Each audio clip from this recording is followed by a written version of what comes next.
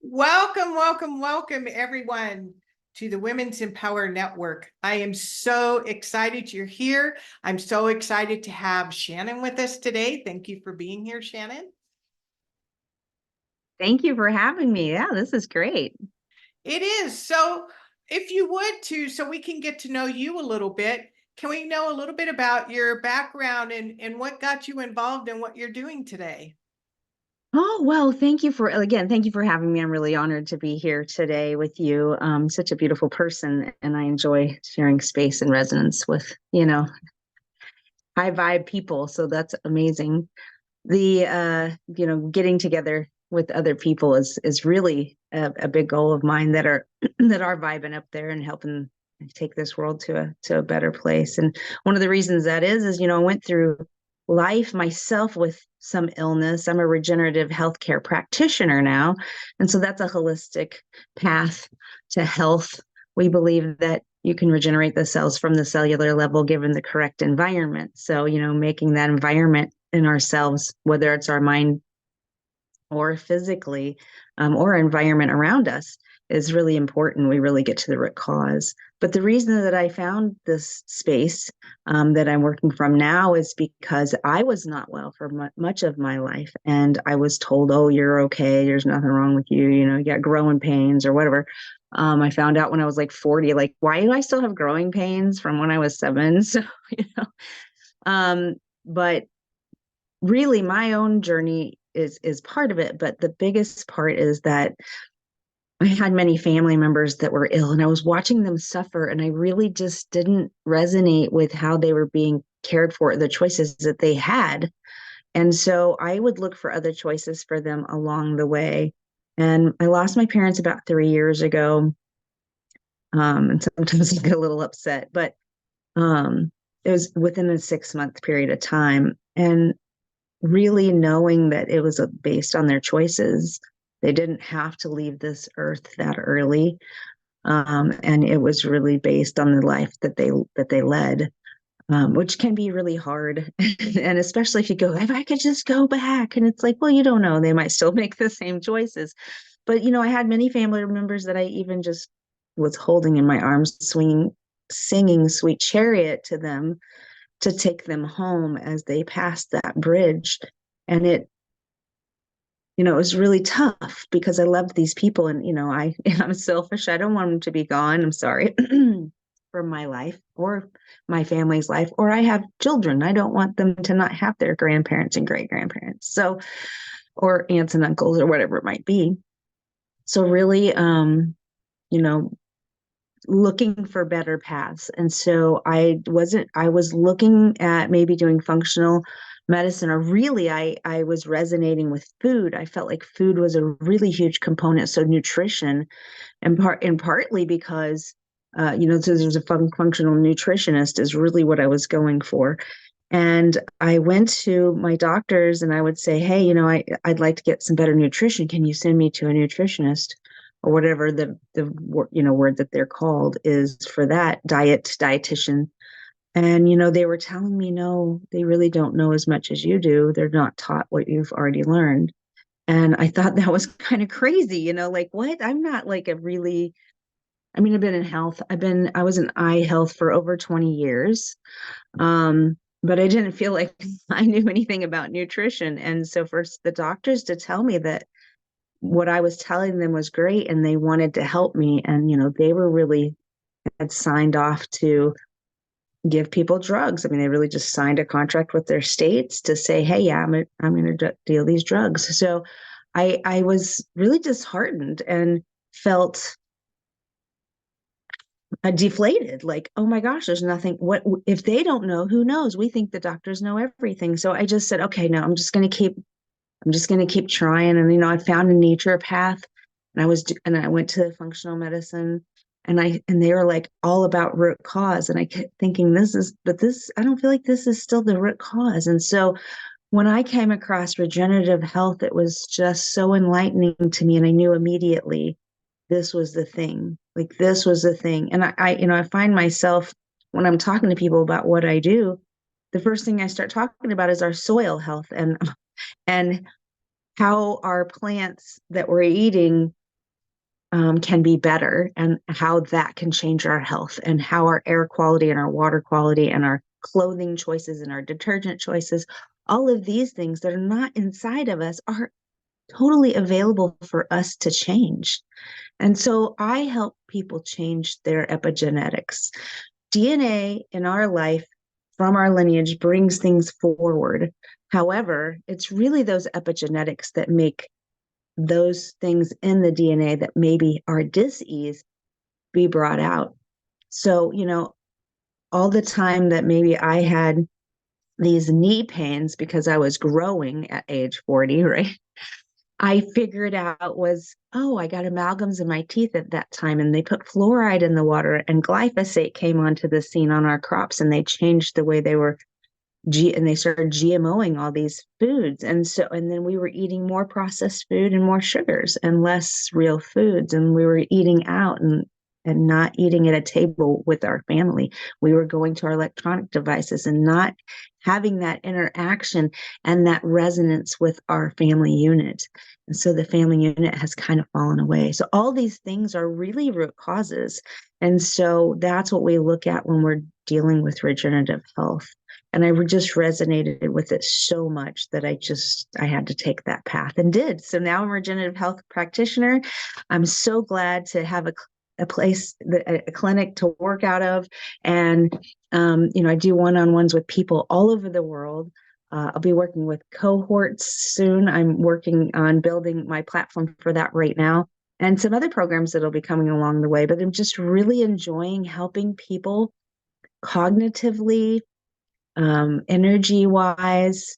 I call it waste loss because many times, even people that don't have a lot of fat have probably some waste they need to lose. So they'll lose weight in the process, but they gain back and build back stronger. And so, just all of these things are so beautiful. And I just am so great to see people making better choices in their life. And how easy is it like that? It's not stuck in our genes. Like, we have a solution. We can come up with things in our lives that we can answer to maybe that C word that people say, oh, you've got 6 months to live or whatever. And to be able to tell somebody, well, that might be more up to you than you believe. And then watch them live another 25 years or whatever it might be is really just well worth any amount of time and pain and suffering that I have gone through to get to where I'm at. That's so beautiful. Yes, I remember the first time I heard about that, where the DNA that if you change the environment of the cells change. And I think it was Bruce Lipton in The Biology of Belief, was the first time I heard about epigenetics. And, and that's so empowering because, like we were talking earlier, nothing against the, I call it Western medicine, that they're trained to deal with the symptom and not with the cause of it. And so this is so beautiful that, you have all this knowledge and personal experience as well, to help somebody not only heal, but to change their life going forward. Right. And, they're healing on their own. I don't heal I don't heal anything I might suggest for them doesn't heal them. They really make the choice on their own. And it's so empowering. Now, some people feel like, no, it's just in somebody else's hands. I like it better that way. And that's fine. We all have to give grace and love and care for each other. Like, not everybody's going to take the same path. That's been a hard lesson for me. Like, some people are like, nope, I like eating my donuts and sitting and watching TV all day and going to the dialysis clinic twice a week. Like, if I'm happy with that, I'm like, okay. But if you don't want to suffer, suffering is optional. And it really is just, we've been taught something different over the past, I don't really, about 100 years. But yes, there is a beautiful place for Western medicine. I'm not saying that there isn't places for things like antibiotics and all, some of these drugs that are out there are, if you have gangrene, by all means, go, it's acute, go right now and get care from the urgent care, acute care place and get that thing. If you had a broken arm or a leg, if you were in a car wreck, you know, like you have huge wounds. No, we work symbiotically, and I go and advocate for a lot of my clients. I have a lot of senior clients, and so I'll go with them and advocate with them to their appointments. And I actually speak directly to their doctors. And I'm just going to say that I'm really ecstatic, if you can't tell, that the doctors actually are saying things like, well, they might not know who I am. We might not tell them when I first come in with them. I'm just a granddaughter, a daughter, or something.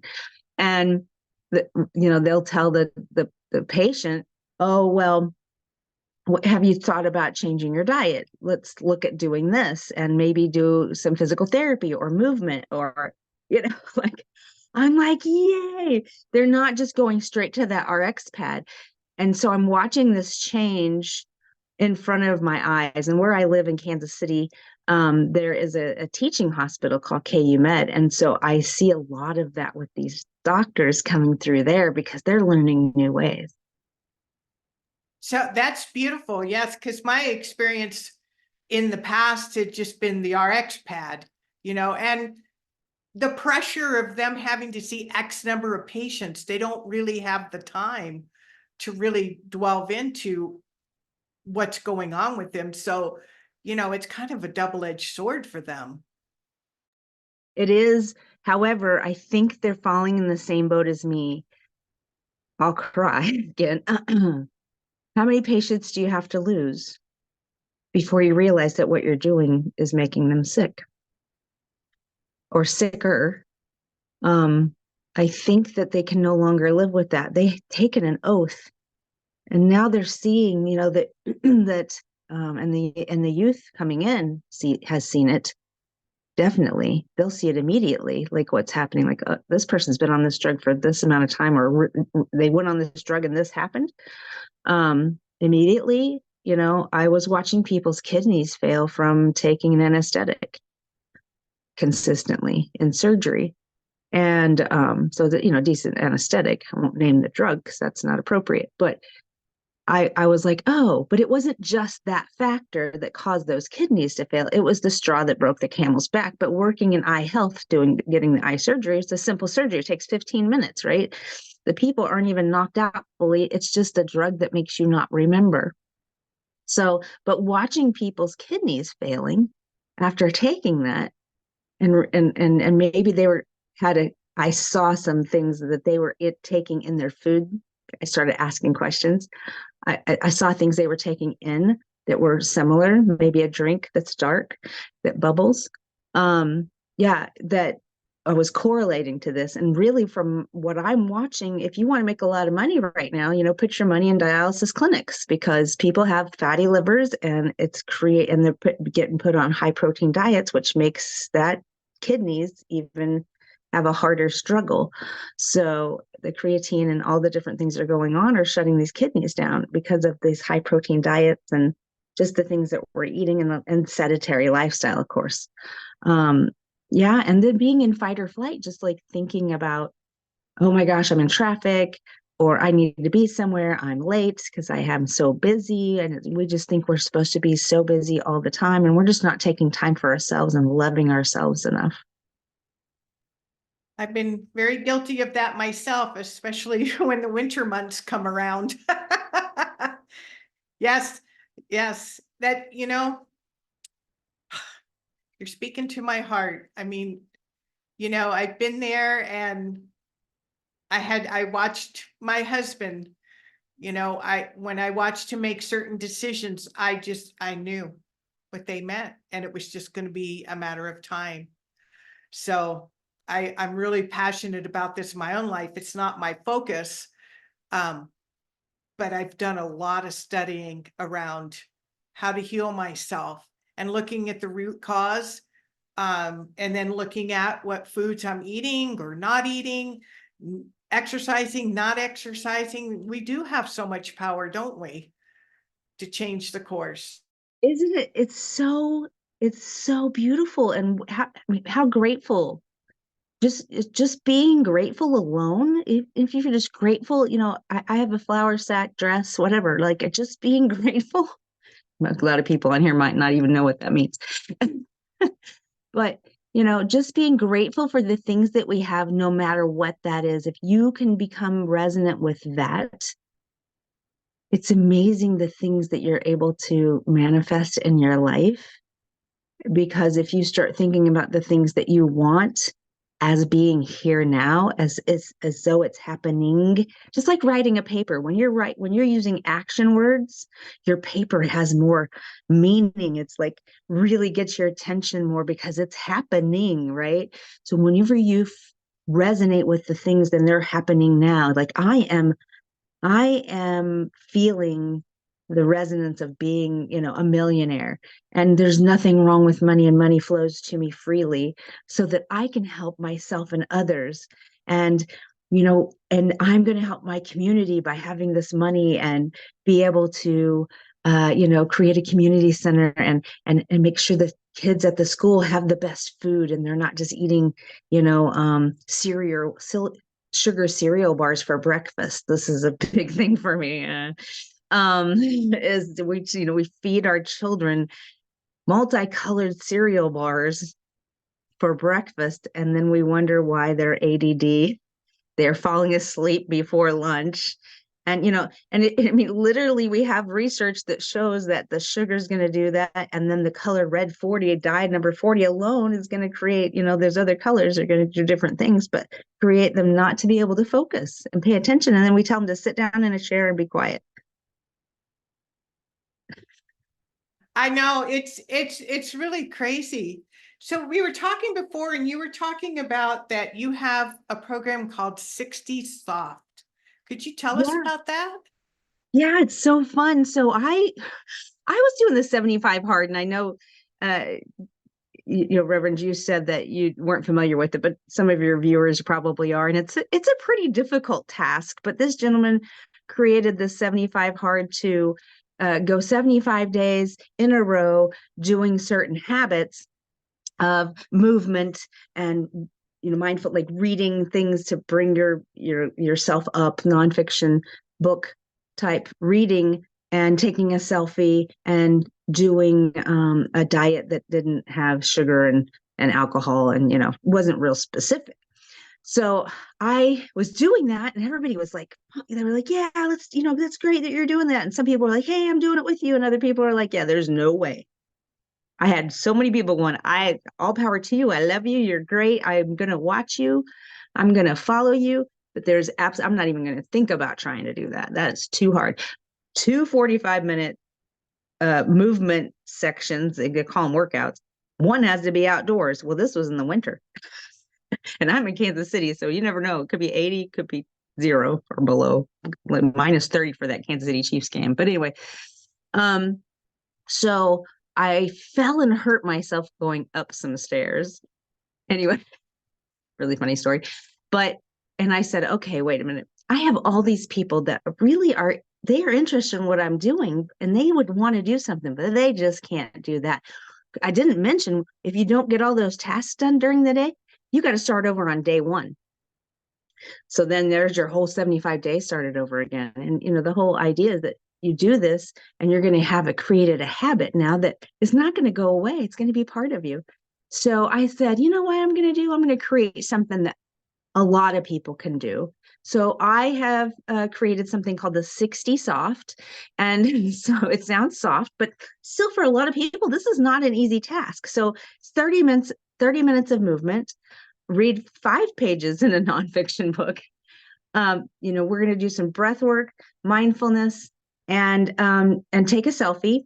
And we're going to have a community to do that in. So it's a little bit different than the 75 hard, but we're going to have advocacy for each other. That's one of the things. I'm going to do live Facebook every week, maybe more than once. And it's just going to be available coming in the next couple weeks. So it's not here yet, but it will be soon. And I'm just really looking forward to really playing with people. And it's a subscription because, again, you start over day 1 if you don't do the things that you're supposed to do on that day. So, I get done a 60-day challenge, but a lot of people won't be done in that 60 days. So I just felt like we should just keep going on, and then you can move in and out as needed, because it really is to help people more than, there's people, if they want to do that hard one, hey, go do it. I implore you. That I really look forward to doing that myself when I'm back up to speed, but I hurt my back. So I said, you know what? I understand. I'm gonna make this easier. That's beautiful. And what I love it is you're creating community around it. You know, for the longest time, I was like a solopreneur and I had to be strong and I can do this myself, hear me roar, all that. And having this Women's Empower Network and having community, we are so much more powerful, and having accountability partners that encourage us. And I really invite you, if you're interested in creating some really good habits, we'll post in this interview how you can get in touch with Shannon if you want to join this program, because it really, if you just affect one area of your life and do improvements, it really affects all other areas of your life. Exactly, Jenny. Yeah, it's just again, and just feeling that gratefulness, because I was going around talking about, I have children, and I would say, "Oh, I'm so proud of," and I'm like, well, if pride's a sin, why are we always proud of these things? Like I would say, "Oh, not all pride's a sin," but I'm like, where in the scheme of, I mean, if you look at the seven deadly sins, aren't they all a sin all the time? So I realized, okay, so we're using the wrong word. So really, we're really grateful for. So I tell my daughter, I'm really grateful that I had the opportunity for you to be in my life, and that you have the opportunity to do these beautiful things, and you're doing so well at it. I'm just so grateful to watch you thrive. So, having that gratefulness of yourself thriving, what feels better than that? And how does that not affect your community that you live with, in your own home, in your church, in your schools, and just around your whole community? Like, that's, if I tell people, like, if that person's thriving, their neighbors are thriving, right?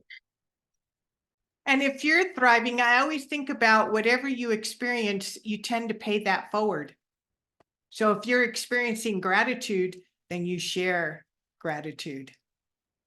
Right. And yeah, and resonance. So whenever you likes attract likes, so you'll just, it's like the little magnets. And we're seeing more and more of this, in our world. It was kind of hidden from us, I think, for a while, to think about things in that way, because it was woo woo. But what is prayer? I mean, we're working in quantum physics. It's meditation, right? So I mean, just it's all this, it's been separated for so many years, but we're seeing that all, I call it the Great Awakening. We're seeing all these things come together so that we're not separated anymore. And they're still trying to separate us with, colors and demographics, but really, all in all, this human race is beautiful, and we can work together, and community is how we live the best. It is. So even though that was beautiful, is there any other words of wisdom that you would like to share before we go today? Well, I mean, with what you said, my thing to always say is that I like to tell people to smile and pay it forward. We're bringing that on to the next person. Pretty much anybody, especially on the phone, if someone calls me, I really love saying that to them, and they're kind of taken back. Like, is there anything else I can do for you? Yes, be sure to smile and pay it forward today. And a lot of times it's like, I know you already are, but I just wanted to remind you, and I thank you for doing it. But the other thing is just, just being and letting them know you're grateful for them, because these people are working, and sometimes it's mundane, and just being able to pay that forward is really wonderful, because we have the power. Like, we are beautifully and divinely created beings, and we have so much power that we've been told we don't have. So go out and create a most beautiful day, year, month, whatever time frame you want to put. Make the moment. You're worthy of the best. So get the best. Do it. You are totally powerful enough to get that. That's so beautiful. Shannon, it's been a pleasure to have you here today. And again, we'll be sure to make up in above this interview ways to get in touch with you. And thank you.